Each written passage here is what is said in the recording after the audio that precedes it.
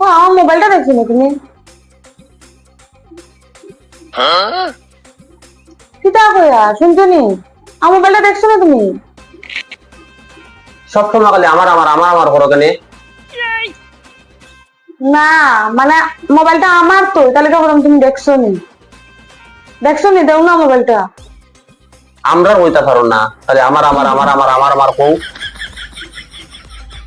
আমার যেটা তোমার এটা, খালি আমার আমার আমার আবার সেটা। সবই তো আমরা দুজনের মিলে তুইছো, আমার আমার হোক কেন?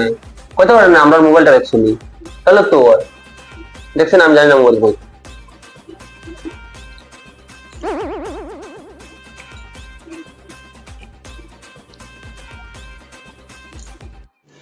रुको जरा, सबर करो।